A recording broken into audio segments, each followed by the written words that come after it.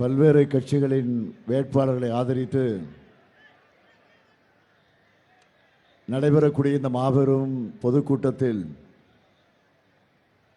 பிரச்சார பொதுக்கூட்டத்தில் பங்கேற்கக்கூடிய வாய்ப்பினை பெற்ற நான் முதலில் உங்களுக்கு நன்றி தெரிவித்துக் கொள்கிறேன். இந்த மாபெரும் கூட்டத்தினுடைய தலைமை பொறுப்பை ஏற்றுள்ள கழகத்தினுடைய துணை பொதுச் செயலாளர் நம்முடைய மதிப்பிற்குரிய அருமை அண்ணன் ஐ பெரியசாமி அவர்களே,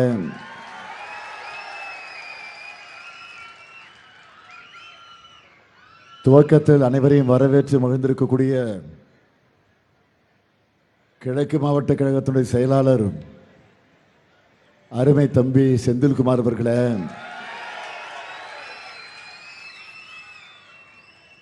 முன்னிலையேற்றுள்ள திண்டுக்கல் மேற்கு மாவட்ட கழகத்தினுடைய செயலாளர் மாண்புமிகு அமைச்சர் சக்கரபாணி அவர்களே,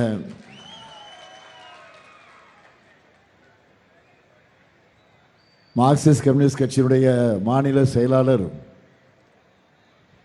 மதிப்பிற்குரிய தோழர் சண்முகம் அவர்களே, தமிழர் தேசம் கட்சியினுடைய தலைவர்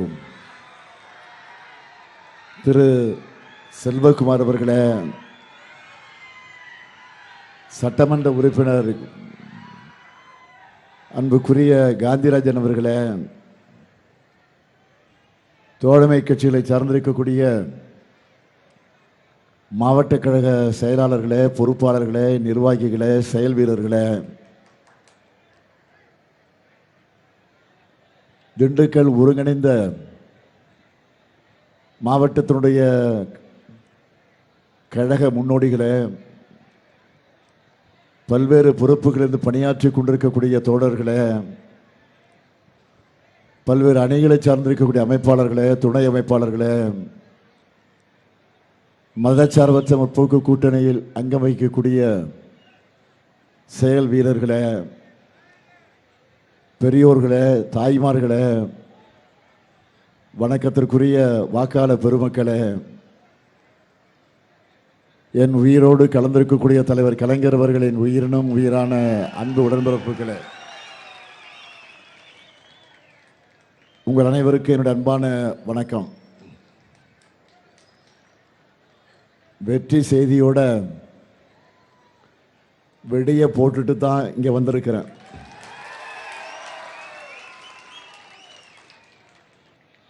தேர்தலுக்கு முன்னாடியே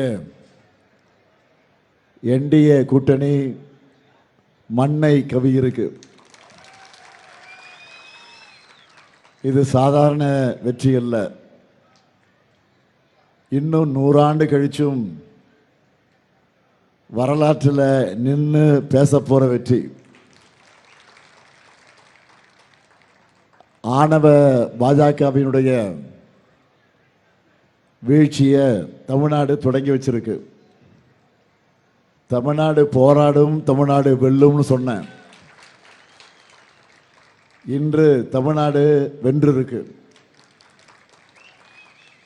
எல்லோரும் சொல்லுங்க, வெல்க வெல்க வெல்கவே, தமிழ்நாடு வெல்கவே, வெல்க வெல்க வெல்கவே, அரசியல் சட்டம் வெல்கவே. நன்றி. எதிர்கட்சிகள் எல்லாம் என்னெல்லாம் சொன்னாங்க? கருப்பு கொடி ஏத்துனா கருப்பு சட்டை போட்டா முடியுமான்னு கேட்டாங்க. இப்போ ஒரே போடா போட்டுட்டோமா இல்லையா? ஆனா இதெல்லாம் அவங்களுக்கு பத்தாது. ஏப்ரல் 23 தேர்தலில் நீங்க வழங்க போற அடி இருக்கு, அதுதான் ரியல் அடி. இந்தியா மொத்தம் இருக்கக்கூடிய காவிக்கரை துடைத்தெறியப்படக்கூடிய தொடக்க அடி தமிழ்நாட்டு தான். அதுவும் ஸ்டார்ட் ஆக போகுது. இனிமேலாவது தமிழ்நாட்டை தேவையில்லாம உரசி பார்க்காதீங்க, தாங்க மாட்டீங்க. பிரதமர் மோடி அவர்கள் தன்னுடைய 12 ஆண்டு கால ஆட்சியில் சந்திச்சிருக்கக்கூடிய முதல் தோல்வி, மாபெரும் தோல்வி இது. தேர்தலுக்கு முன்ன தமிழின துரோகி எடப்பாடி சந்திச்சிருக்கக்கூடிய படுதோல்வி இது. தேர்தல் நேரத்தில் இந்த மாதிரி சட்டம் கொண்டு வந்தா தமிழ்நாட்டில் எல்லாரும் அசால்ட்டாக இருந்ததுன்னு நினைச்சாங்க. தமிழ்நாடு எப்போவுமே அலாட்டாக தான் இருக்கும். ஏன்னா இங்கே இருக்கிறது முத்துவேலு கருணாநிதி ஸ்டாலின். தமிழ்நாட்டு முதலமைச்சரா மக்களாக நீங்க கொடுத்திருக்கக்கூடிய பொறுப்பில் இந்த ஸ்டாலின் பற்ற வைத்த தீ டெல்லியின் ஆணவத்தை சுட்டெரித்திருக்கு. நம்ம போராட்டம் வெற்றி பெற்றிருக்கு. கருஞ்சட்டப்பட காவி படையை வீழ்த்தி இருக்கு. மகளிர் இடஒதுக்கீடுன்னு முகமூடி போட்டு தொகுதி மறுவரைய பாஜக கொண்டு வந்த மசோதாவை இந்தியா கூட்டணி சேர்ந்த எதிர்க்கட்சிகள் எல்லாம் ஒன்று சேர்ந்து இன்று தோல்வி அடைய வச்சிருக்காங்க. கருப்பு சட்டத்துக்கு எதிராக வாக்களித்த அனைத்து எம்பிக்களுக்கும் அந்த கட்சிகளின் தலைவர்களுக்கும் தமிழ்நாட்டு மக்களின் சார்பில் இங்க இருக்கக்கூடிய உங்கள் அனைவரின் சார்பில் என்னுடைய கோடான கோடி நன்றியை நான் தெரிவித்துக் கொள்ள விரும்புகிறேன். மகளிருக்கான இடஒதுக்கீட்டை முதலாக உள்ளாட்சியில் கொடுத்தது திமுக. இந்த ஸ்டாலின் ஆட்சியில் தமிழ்நாடு உள்ளாட்சியில் 50% மகளிர் பொறுப்புகள் இருக்காங்க. 1973 நான் திண்டுக்கல் தீர்ப்பு நாடகத்தில் நடித்தேன்.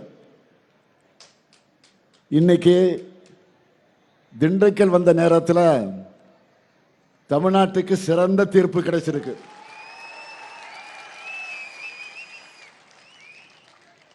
நாற்பது பேர் டெல்லிக்கு போய் என்ன பண்றாங்க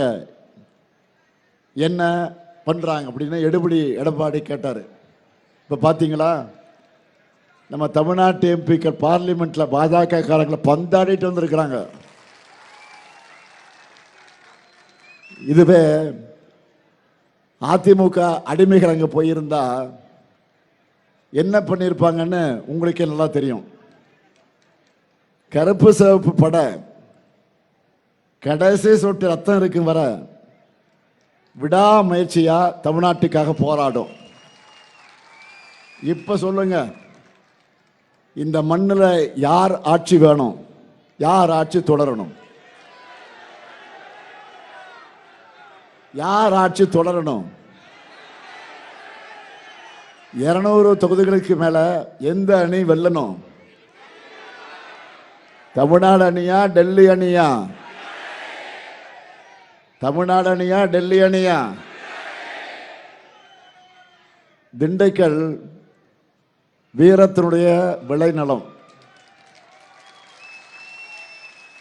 திண்டுக்கல் ஒரு ஊரோட பெயர் மட்டும் இல்ல, அது புரட்சியின் பெயர், எழுச்சியினுடைய பெயர்.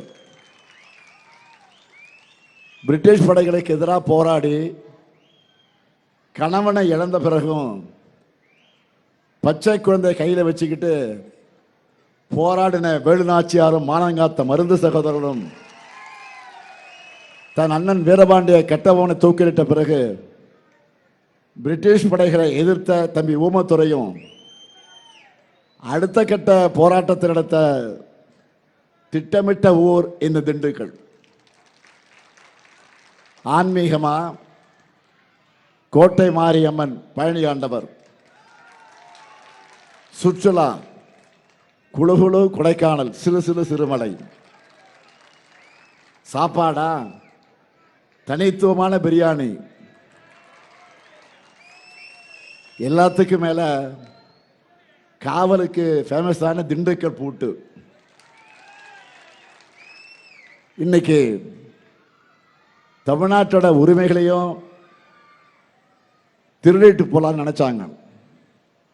உள்ளூர் அடிமைகளை அழைச்சு துணைக்கு வச்சுக்கிட்டு டெல்லி கும்பல் வராங்க. திடமான பூட்டுக்கு பெயர் பெற்ற திண்டுக்கல் மக்கள் அவங்களுடைய சதியை முறியடிக்கணும். அதுக்காகத்தான் உங்க ஆதரவை தேடி நான் வந்திருக்கிறேன். 1973ஆம் ஆண்டு திண்டுக்கல் தீர்ப்பு என்ற நாடகத்தில் நான் நடித்தேன். 2026 தேர்தலில் திண்டுக்கல் தீர்ப்பு முழுக்க முழுக்க திமுக பக்கம்தான் இருக்கணும் என்று கேட்க வந்திருக்கிறேன். உயிரே போனாலும் தமிழ்நாட்டு உரிமைகளுக்காக வாதாட நான் ரெடி. நியாயத்தின் பக்கம் நின்று நம்ம கூட்டணிக்கு ஆதரவு தீர்ப்பு எழுத திண்டுக்கல் ரெடியா? திராவிட மாடல் 2.0 உறுதியா? நன்றி. இப்போ உங்க அனுமதியோட நமது வெற்றி வேட்பாளர்களை அறிமுகப்படுத்த போறேன். அனுமதி கொடுக்குறீங்களா? அனுமதிக்கலாமா? அனுமதிக்கிறீங்களா? அனுமதிப்பா. அறிமுகப்படுத்தலாமா? முதல்ல ஆத்தூர்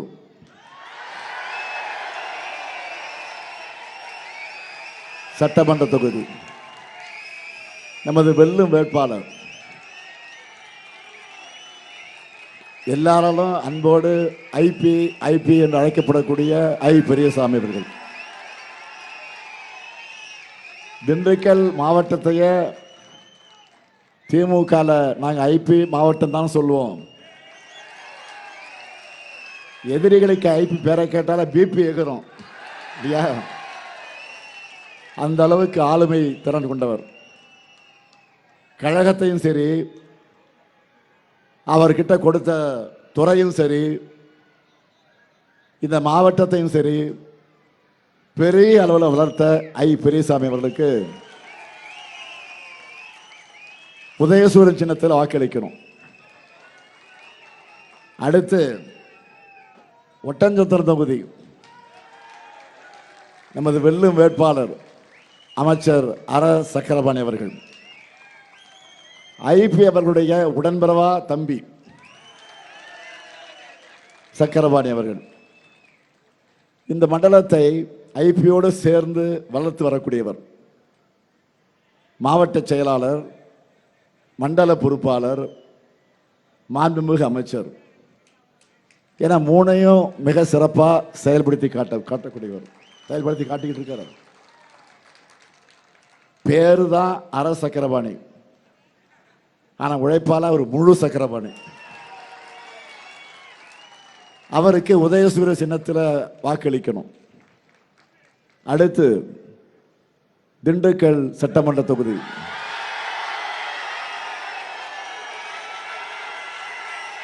நமது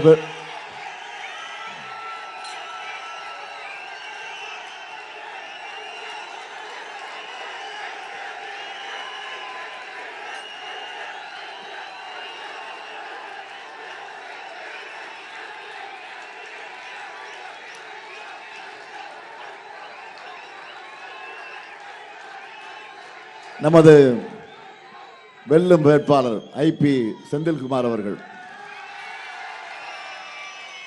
மாண்புமிகு அமைச்சர் ஐபி அவர்களுடைய மகனாக இருந்தாலும் செயல்பாட்டில் தன்னுடைய தனித்தன்மையால் செந்திலோட அப்பா ஐபி என சொல்லக்கூடிய அளவுக்கு பெருமை பெற்று தரும்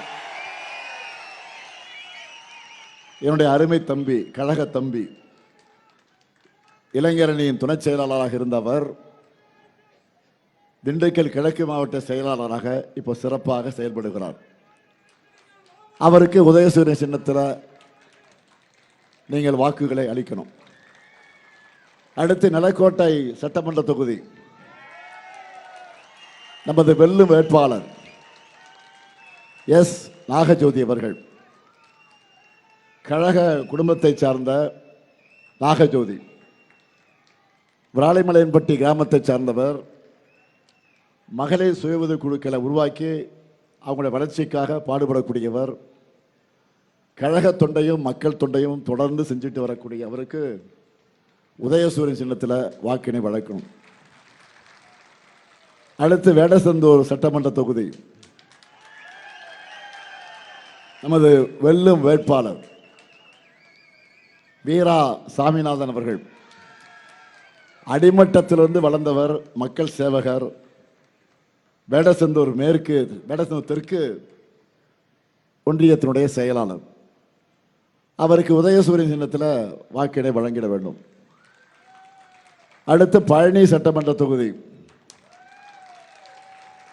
நமது வெல்லும் வேட்பாளர் மார்க்சிஸ்ட் கம்யூனிஸ்ட் கட்சியை சார்ந்த என் பாண்டி அவர்கள்.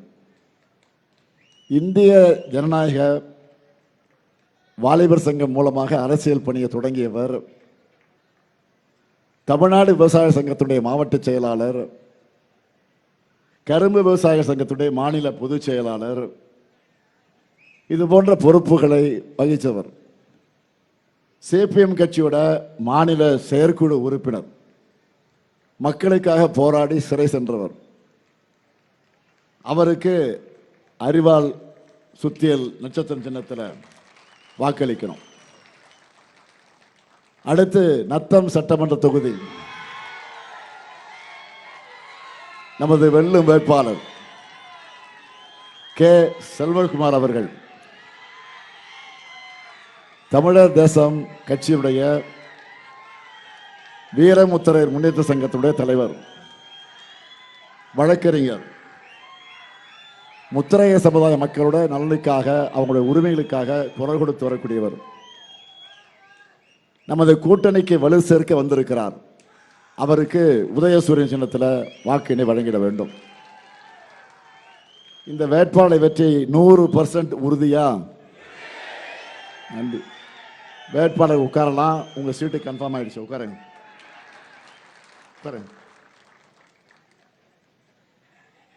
திண்டுக்கல்னு சொன்னா தமிழ்நாடே சொன்ன மாதிரி அப்படிப்பட்ட திண்டுக்கல் மாவட்டத்துக்கு கடந்த 5 ஆண்டுகளில் ஏராளமான திட்டங்கள் செஞ்சு தரப்பட்டிருக்கு. சும்மாவா 2 அமைச்சர்கள் வேற வச்சிருக்கீங்க நீங்க. இருந்தாலும் நேரத்தின் அருமை கருதி சுருக்கமா சிலவற்றை மட்டும் நான் சொல்ல விரும்புகிறேன். காவேரி நீரை ஆதாரமாக கொண்டு கூட்டு குடிநீர் திட்டம், இது மூலமா 8 லட்சம் மக்கள் பயனடைகிறாங்க. நிலக்கோட்டை, வத்தலகுண்டு, பட்டிவீரம்பட்டி ஆகிய அரசு மருத்துவமனைகளில் கூடுதல் கட்டிடங்கள். பழனி அருள்மிகு தண்டபாணி சுவாமி திருக்கோயிலில் 100 கோடி ரூபாய் மதிப்பீட்டில் உட்கட்டமைப்பு வசதிகள். பழனி அருள்மிகு தண்டாயுதபாணி சுவாமி திருக்கோயிலுக்கு திருக்குடமுழுக்கு விழா. அன்னை தசரா மகளிர் பல்கலைக்கழகத்தில் புதிய கட்டிடங்கள். வேடசந்தூர் தொகுதியில் 11 பாலங்கள். ஆத்தூரில் கூட்டுறவு கலை மற்றும் அறிவியல் கல்லூரி. ஆத்தூர் எட்டியார் சத்திரத்தில் அரசு கல்லூரி. ஆத்தூரில் புதிய ஐடி பார்க். ஒட்டஞ்சத்திரம் தொகுதி மக்களுக்கு புதிய காவேரி கூட்டு குடிநீர் திட்டம். ஒட்டஞ்சத்திரம் ஊராட்சி ஒன்றியம், காலாஞ்சிப்பட்டி ஊராட்சியில் போட்டித் தேர்வு பயிற்சி மையம். அருள்மிகு பழனி ஆண்டவர் அரசு பெண்கள் கலை மற்றும் அறிவியல் கல்லூரி. சிறுமலையில் பல்லுயிர் பூங்கா அமைக்கப்பட்டிருக்கு. இப்படி எண்ணற்ற சாதனைகளை செஞ்சு கொடுத்துட்டு தான் உங்க ஆதரவை நான் உரிமையோட கேட்க வந்திருக்கிறேன். இன்னைக்கு தமிழ்நாட்டுக்கு மிக மிக ஒரு முக்கியமான நாள். ஏன்? இந்திய அரசியலுக்கே ஒரு மிக முக்கியமான நாள். அந்த அளவுக்கு ஒரு முக்கியமான சட்டத்தை நாம் நிறைவேற்றிட்டு இன்றைக்கு நம்ம தமிழ்நாடு பாதிப்படையாத என பிரதமரும் உள்துறை அமைச்சரும் சொன்னாங்க. ஆனால் அவங்க சொன்னது ஒன்று, அவங்க கொண்டு வர சட்டத்தில் இருக்கிறது வேற ஒன்று. எழுத்துப்பூர்வமாக சட்டத்தில் என்ன இருக்கோ அதுதான் மதிப்பு. ஆனால் அந்த கருப்பு சட்டத்தில் தமிழ்நாட்டுக்கு எத்தனை தொகுதிகள், நமக்கு என்ன சட்ட பாதுகாப்பு இருக்கு, எந்த சென்சஸ் அடிப்படையில் இதை பண்ண போறாங்க, இது போன்ற தகவல் எதுவும் தெளிவாக இல்லை. 1971 சென்சஸ் அடிப்படையில் தான் எந்த தொகுதி மறுவரையும் நடக்கணும். தொகுதி அளவுகளுக்கான அடிப்படையான 2011 சென்சஸில் எடுத்துக்க கூடாதுன்னு நாம் போராடுறோம். அப்படி பண்ணால் தமிழ்நாட்டினுடைய தொகுதிகள் இப்போ இருக்கக்கூடிய அளவு அதிலிருந்து குறைஞ்சிரும். அதுக்காக நாம் ஒத்துக்க மாட்டோம். மொத்தத்தில் இப்போ இங்கே கொண்டு வர பார்த்த சட்டம் என்ன தெரியுமா, ஒரு பிளாங்க் செக் மாதிரி. அதில் தான் நம்மளுடைய கையெழுத்தை போட சொன்னாங்க. இவங்க நம்மக்கிட்ட இருந்த எவ்வளவோ பிடுங்க போகிறாங்கன்னு தெரியாமல் நாம் எப்படி இதை ஒத்துக்க முடியும்? தமிழ்நாட்டை மிரட்டி பார்த்தவங்களுக்கு இன்னைக்கு தக்க பதிலடி நாடாளுமன்றத்தில் கிடைச்சிருக்கு. நம்ம எவ்வளோ சொன்னோம், இதுக்கு இப்போ ஏன் அவசரம், பொறுமையாக எல்லாரும் கலந்து பேசுவோம் என்று கேட்டோம். இன்னைக்கு கூட காலையில் டைம்ஸ் ஆஃப் இந்தியா பத்திரிகையில் இது தொடர்பாக ஒரு கட்டுரை கூட நான் வெளியிட்டு இருந்தேன். என்னன்னா, நாடாளுமன்ற மக்களவையில் சும்மா சிம்பிள் மெஜாரிட்டி இருக்கிற ஒரு அரசு நினைச்சா மாநிலங்களுடைய தொகுதி எண்ணிக்கையை எப்படி வேணாலும் எப்போ வேணாலும் அவங்களுக்கு சாதகமான முறையில் மாற்றிக்கலாம் என்பதற்காகத்தான் இப்போ தாக்கல் செஞ்ச சட்டம் வழிவகுக்குது. இதை திரும்ப பெற வேண்டும் என்பதுதான் நம்முடைய கோரிக்கை. நான் மட்டும் இல்லை, இந்தியா முழுக்க எல்லா எதிர்க்கட்சி தலைவர்களுமே இதில் அவசரம் காட்ட வேண்டாம் என்று தான் கேட்டோம். 2023 மகளிருக்கு இடஒதுக்கீடு தர மசோதா நிறைவேறிடுச்சு. நாங்கள் ஆதரிச்சிருக்கிறோம். பாஜக நினைச்சா 2024 தேர்தலிலேயே மகளிருக்கு இடஒதுக்கீடு கொடுத்திருக்க முடியும். ஆனால் அதை அவங்க செய்யலை. இப்போ கூட ஒன்றும் கெட்டு போயிடல. தற்போதுள்ள தொகுதி எண்ணிக்கையிலேயே 33% பெண்களுக்கு கொடுக்கலாம். 2009 தேர்தலையே இதை நடைமுறைப்படுத்தலாம். பாஜக இதுக்கு தயாரா? பெண்களுக்கான இடஒதுக்கீடு சட்டம் தான் 2023 ஆண்டே நிறைவேறிடுச்சே, எல்லாருமே ஆதரிக்கிறோமே, பிறகு ஏன் தாமதம்? இதுதான் இந்தியாவுடைய கேள்வி. இதை கேட்டால் ஒன்றிய அமைச்சர் பியூஷ் கோயல் என்ன சொல்ற தெரியுமா, தமிழர்களை படிப்பறி அறிவு இல்லாதவங்க என்று இழிவாக பேசுகிறார். நான் கேட்குறேன், நம்ம பிரதமர் அவர்கள் எந்த காலேஜில் என்ன படித்தார், எங்கே டிகிரி வாங்கினார்? தமிழ்நாட்டு மக்கள் ஒரு வேளை திருப்பி கேட்டுட்டா பியூஷ் கோயல் நிலைமை என்ன ஆகும்? நினைச்சு பார்த்தாலே காமெடியாக இருக்கு. அதனால வாயை அடக்குங்க.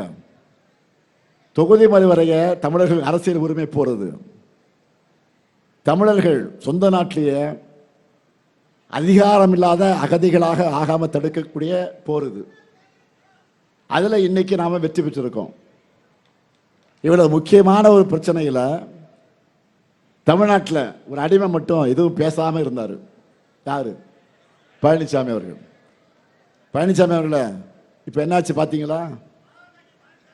ஒன்றிய அரசு சிறப்பாக பண்ணுவாங்க, அருமையாக இருக்கும் என்று பேசுனீங்களா? இதுக்கு பேர் கருத்தா? இதுக்கு பேர் நிலைப்பாடா? இது ஒரு கட்சி, இதுக்கு ஒரு தலைவர் வேறையா? அதனால தான் சொன்னேன், பழனிசாமி பேசாமல் கட்சியை கலைச்சிட்டு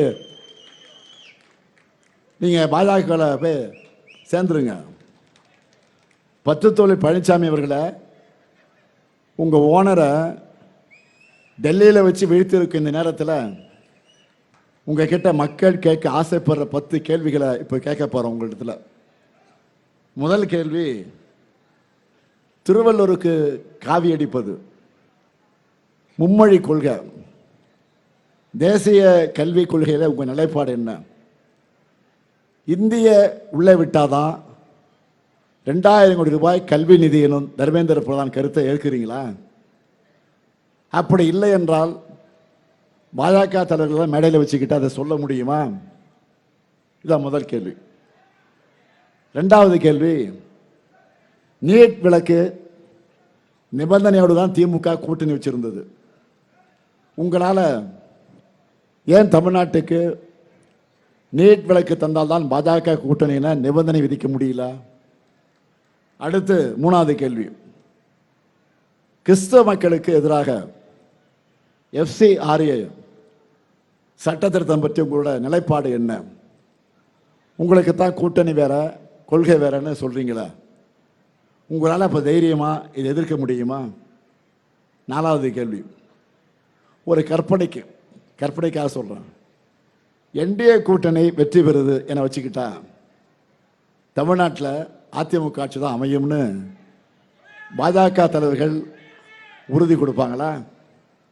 ஐந்தாவது கேள்வி, கட்டி முடிக்காத எய்ம்ஸ் தவிர்த்து உங்கள் ஓனர் பாஜக தமிழ்நாட்டுக்காக கடந்த 12 வருஷத்தில் கொண்டு வந்த சிறப்பு திட்டம் என்ன? ஆறாவது கேள்வி, 3 புதிய குற்றவியல் சட்டங்கள், BBSA கல்வி சட்டம், மகளிர் இடஒதுக்கீடு சட்டம், மகாத்மா காந்தி 100 நாள் வேலை உறுதி சட்டத்தை நீக்கிட்டு கொண்டு வந்திருக்கக்கூடிய புதிய BBG ராம்ஜி சட்டம், இப்படி பாஜக கொண்டு வந்திருக்கக்கூடிய ஒரு சட்டத்தோட பெயரையாவது தமிழ்நாட்டில் இருக்கக்கூடிய மக்களுக்கு வாயிலே சொல்ல முடியுமா? எல்லாத்துக்கும் சமஸ்கிருதத்தில் பேர் வச்சுட்டு அதை ஆங்கில வரி வடிவத்தில் எழுதுனா அது ஆங்கிலம் ஆகிடுமா? இதை எதிர்த்து உங்களால் பேச முடியுமா? இந்திய திணிப்பையே எதிர்க்காத உங்களை எதுக்கு தமிழர்கள் நம்பணும்? ஏழாவது கேள்வி, முஸ்லீம் மக்களுடைய சொத்துக்களை பறிக்கிற வக்ஃப் சட்டத்தை கைவிட சொல்லி பாஜக கிட்ட கேட்டீங்களா? நீங்கள் கேட்டதை மதிச்சாங்களா? அப்படிப்பட்ட கூட்டணியில் தொடர்ந்து சிறுபான்மை மக்களுக்கு நீங்கள் செய்யக்கூடிய துரோகம் தானே. எட்டாவது கேள்வி, தொகுதி மறுவரையில் வாஜ்பாய் செஞ்ச மாதிரி 25 ஆண்டுகளுக்கு நிறுத்தி வைக்க மோடி கிட்ட நீங்கள் வற்புறுத்தினீங்களா? ஒன்பதாவது கேள்வி, பேரறிஞர் அண்ணாவும் மக்கள் தலைவர் எம்ஜிஆரும் போற்றிய தந்தை பெரியாரை உங்கள் பாஜக ஓனர் அவமதிக்கிறாங்களே, அதுக்கு உங்களுடைய பதில் என்ன? கூட்டத்தோட முகப்பில் இருந்த பெரியார் படத்தை எடுத்துட்டீங்களே. பத்தாவது கேள்வி, திராவிடம் என்பது போலி கொள்கை என்று பாஜக சொல்கிறாங்க. உங்கள் கட்சி பேரில் திராவிடம் இருக்குது. பாஜக காரங்க இப்படி பேசுறது உங்களுக்கு உறுத்தலையா? உங்கள் கட்சியினுடைய அடிப்படையை மறுக்கிற ஒருத்தரோட கூட்டணி வச்சிருக்கக்கூடிய உங்களுக்கு அடிமை என கூப்பிடாம வேற என்ன எப்படி கூப்பிடுறது? இத்தனை கேள்விகளையும் மக்கள் மனசில் இருக்கக்கூடிய கேள்விகள் தான். வழக்கம் போல இப்போவும் நீங்கள் பதில் சொல்லலைன்னா மக்களே ஏப்ரல் 23 எக்ஸாமில் உங்களுக்கு 0 மார்க் போட்டுருவாங்க. திரும்பவும் அரியர் தான், ஃபெயில் தான், திரும்பவும் அரியர் தான், ஃபெயில் தான். ஆனால் எங்கள் திராவிட மாடல் 5 ஆண்டில் எல்லா பாடத்திலையும் 100க்கு 100 எடுத்திருக்கிறோம். இந்தியாவே திரும்பி பார்க்கிற எல்லா மாநிலங்களும் ஃபாலோ பண்ணக்கூடிய முத்திரை திட்டங்களை நிறைவேற்றி இருக்கிறோம். இது ஒரு அடுத்த கட்டமாகத்தான் 2026 தேர்தல் அறிக்கையை நான் வெளியிட்டிருக்கிறேன். சாதாரண அறிக்கையில் இது சூப்பர் ஸ்டார் அறிக்கை. இப்போ இதுதான் நம்மளுடைய சூப்பர் ஸ்டார். ஒரு பாட்டே இருக்கு, சூப்பர் ஸ்டார் யாருன்னு கேட்டா சின்ன குழந்தை பாட்டு. இப்போ நம்ம சூப்பர் ஸ்டார் சூப்பர் ஹிட் அறிவிப்புகளை சொல்லட்டுமா? முதல்ல இல்லத்தரசி திட்டம், ஃபர்ஸ்ட் பாலே 6. இந்த இல்லத்தரசி திட்டத்தில் எவ்வளவு ரூபாய்க்கு கூப்பன் தர போகிறோம்? மகளிர்லாம் இருக்க சொல்லுங்க, நீங்கள் சொல்லுங்க. எவ்வளவு இல்லத்தரசிகள்? 8000. இந்த கூப்பனை வச்சு உங்களுக்கு தேவைப்படக்கூடிய, வீட்டுக்கு தேவைப்படக்கூடிய உபயோகமான பொருளை புதுசாக வாங்கிக்கவும், இல்லைன்னா பழைய பொருளை எக்ஸ்சேஞ்ச் பண்ணிக்கவும் நீங்கள் பயன்படுத்தலாம். உங்களுக்கு பிடிச்ச கடையில், உங்களுக்கு பிடிச்ச கம்பெனியில் வாங்கிக்கலாம். என்னென்ன பொருள்? Washing machine, fridge, TV, grinder, mixie, microwave அவன், இண்டக்ஷன் ஸ்டவ். இதில் எதை வேண்டுமானாலும் நீங்கள் வாங்கிக்கலாம். இப்போவே எல்லாம் இப்போவே மகளிர் என்ன பண்ண ஆரம்பிச்சிட்டாங்க, வீட்டில் இதான் இப்போ டிஸ்கஷன் இப்போ நடக்குது, எது வாங்கலாம் எது வாங்கலான்னு. ஆனால் தப்பி தவிர உங்கள் வீட்டுக்காரத்தை மட்டும் கேட்டுறாதீங்க, குழப்பிடுவாங்க, பிரச்சனை பண்ணிடுவாங்க. ஏதாவது பிரச்சனை அண்ணன்கிட்ட சொல்லிடுன்னு சொல்லுங்க, என்னன்ட்ட சொல்லி நான் பார்த்துக்கிறேன். அதே போல் அடுத்த வாக்குறுதி உரிமை தொகை. இப்போ மாதம் 1000 ரூபாய்ன்னு 1,31,00,000 சகோதரிகள் பெற்றுக்கிட்டு இருக்கீங்க. கலைஞர் மகளிர் உரிமை தொகை அது திராவிட மாடல் ஆட்சி அமைஞ்ச உடனே 2.2 ஆட்சி அமைஞ்ச உடனே எவ்வளவு? 2000. இனி மாதம் 2000. இப்போ பெண்கள்லாம் கணக்கு போட ஆரம்பிச்சிட்டாங்க. என்ன கணக்கு? பொங்கலுக்கு முன்னாடி சொல்லிட்டு 3000, பிப்ரவரியில் சொல்லாமலே 5000, ஆக மொத்தம் 8000. அடுத்த இல்லத்தரசி கூப்பனில் 8000. 8 + 8 உதயசூரனுக்கு தான் இங்கே ஓட்டு. ஏன்னா பெண்கள் முடிவு பண்ணிட்டாங்க. அதனால் நம்ம வெற்றியும் இந்த முறை யாரும் எட்டாத உயரத்துக்கு போக போகுது. இது மட்டும் இல்லை, கல்லூரிக்கு போகக்கூடிய மாணவர்களுக்கு மாதம் 1000 ரூபாய் வழங்குகிற புதுமை பெண் தமிழ் புதல்வன் இப்போ நம்ம ஆட்சிக்கு வந்த பிறகு 2.0 ஆட்சியில் எவ்வளவு? 1500 உயர்த்தி வழங்க போகிறோம். நெல் கொள்முதல் விலை குவிண்டால் ஒன்றுக்கு 3500 ரூபாயாக உயர்த்தி வழங்கப்படும். கரும்பு கொள்முதல் விலை டன் ஒன்றுக்கு 4500 ரூபாயாக உயர்த்தி வழங்கப்படும். பால் கொள்முதல் விலை லிட்டர் ஒன்றுக்கு 5 ரூபாய் உயர்த்தி வழங்கப்படும். காலை உணவு திட்டம் இப்போ 5ஆம் வகுப்பு வர பசங்களுக்கு, பிள்ளைங்களுக்கு கொடுக்குறோம். வரக்கூடிய ஆட்சியில் 8ஆம் வகுப்பு வரை விரிவுபடுத்தப்படும். அடுத்த 5 ஆண்டுகளில் 35 லட்சம் கல்லூரி மாணவர்களுக்கு லேப்டாப் வழங்க போகிறோம். 35 லட்சம் மாணவர்களுக்கு வழங்க போகிறோம் முழுமையாக. கலைஞர் கனவு இல்லம் உள்ளிட்ட திட்டங்கள் மூலமாக 10 லட்சம் ஏழைகளுக்கு வீடுகள் கட்டித்தர போகிறோம். மகளிர் சுய உதவிக்குழு பெண்கள் ஷேர் ஆட்டோ வாங்க மானியத்தோடு கூடிய கடன் வழங்கப்படும். திமுகவினுடைய இந்த வாக்குறுதிகள்லாம் நிறைவேறும். தமிழ்நாடு டெல்லியுடைய வேட்டைக்காடாக மறுபடி மாறாமல் இருக்கவும் மதச்சார்பற்ற முற்போக்கு கூட்டணி தான் எல்லா இடங்களிலும் வெற்றி பெறணும். அதுக்கு திண்டுக்கல் மாவட்டத்தினுடைய 7 வேட்பாளர்களும் அதிக வாக்கு வித்தியாசத்தில் வெற்றி பெறணும். இந்த ஜனநாயக போரில் அரசியல் விருப்பு வெறுப்புக்கெல்லாம் அப்பாற்பட்டு நீங்கள் எல்லாரும் மதச்சார்பற்ற முற்போக்கு கூட்டணிக்குத்தான் வாக்களிக்கணும். தமிழ்நாட்டை காக்க கழகம்தான் மீண்டும் ஆட்சிக்கு வரணும். 7வது முறையும் நாம தான், ஏன் இனி எப்போவுமே நாம தான் என்ற நிலை உருவாக்கணும். நாடு நலம் பெற, நல்லாட்சி தொடர்ந்திட ஆதரிப்பேர் முற்போக்கு கூட்டணி வேட்பாளர்கள். வெல்வோம் ஒன்றாக, வெல்வோம் ஒன்றாக, வெல்வோம் ஒன்றாக. நன்றி, வணக்கம்.